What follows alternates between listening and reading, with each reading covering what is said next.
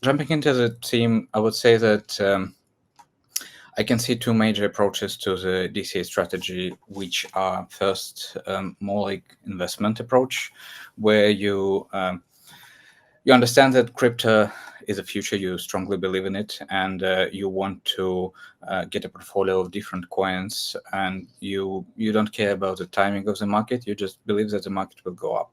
So with the dollar cost averaging strategy and with 3 commas DCA bot, you can set up the bot that will just invest into the all of the crypto coins that you will select in different times, and all you will need to do is just to set up the conditions, the averaging conditions with higher time frames. So this is the DCA forms that we have, and I will go through every detail. But first, what I was explaining right now is that you have this base order, which is basically your entry point into the market.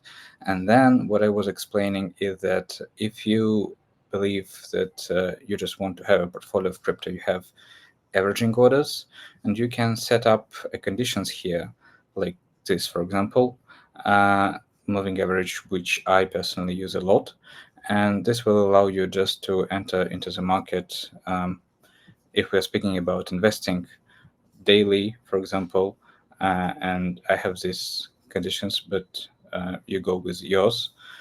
And this will just invest for you. You can see here how the investment will be. I'm jumping ahead. Let's go step by step. This is my approach to the market. I'm a trend trader.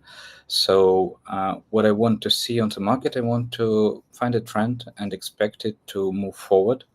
But what is the worst enemy of the trend trader is timing of the market. So you believe that the market will go up. So for example, this was October, November, when we all were expecting Trump to enter into the market and to make crypto great again. So you could have entered here into position, for example, and it will go down. And uh, what you had to do is either get out of the position and look for better ways, or you could use, for example, a dollar cost averaging strategy, which will allow you to enter the market, for example, at 2,700 for ETH, and then average all the way down here. Um, every strategy is different. You can average, or you can get out by stop, or you can continue averaging. Let's see how would I do it. For example, here I'm trying to time the market better with averaging orders than I could do with my main order. So how it goes for me, um, I would set up, for example, 500 here, 100 here, and then what we need to do, we need to think of deviations. I understand that just looking at this configuration is difficult to understand anything. That's why I advise you guys to use this layout uh, that will help you on the chart to see where the averaging orders would be. And averaging orders can be configured with the deviations here in DCA. What these deviations mean is that this is the deviation from the previous order. So you set it up 5%, then it will be the price would be lower 5% from the previous order. Again, if it's difficult to understand from the chart or from these figures, you can go here to the details. I do it every time, and you can see how the deviation would work here. So this is your minus 5%. This is how it goes next with the next averaging order. You can see the minimum order size in ETH/USDT or in USDT. And you can see the price, how it will change. Everything, all the information that you need is here.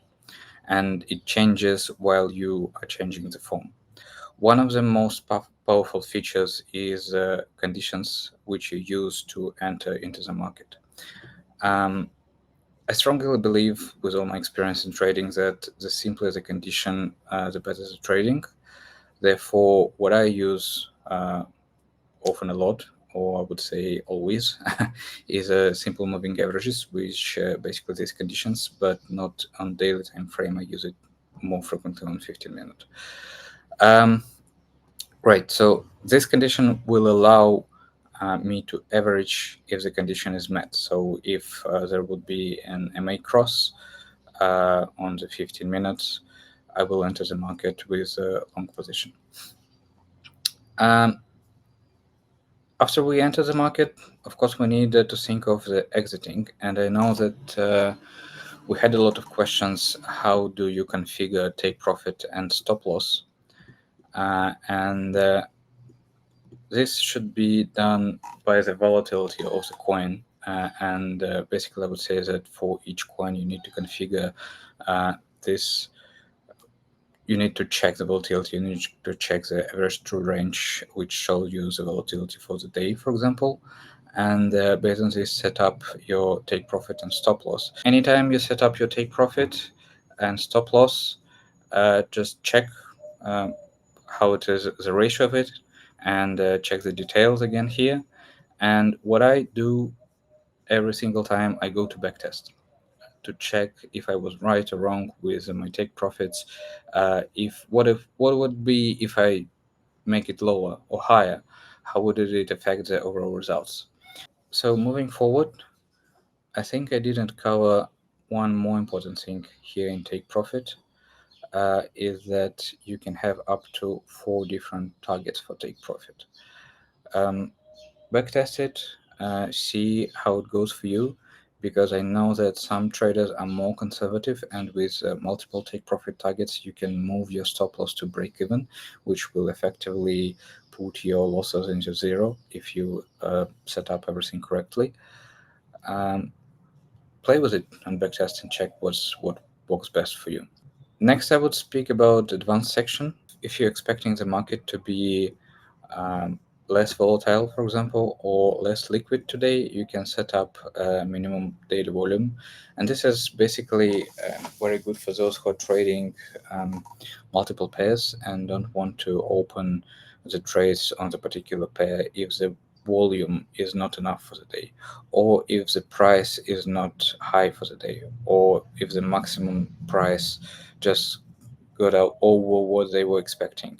So anytime you want to strict your rules to less volatile situations, you go to advanced section and you check every tooltip here what it's saying and set up what works best for you, because I prefer trading liquid markets and I prefer to trade along the ranges that I expected first, that I set up here as support or resistance level.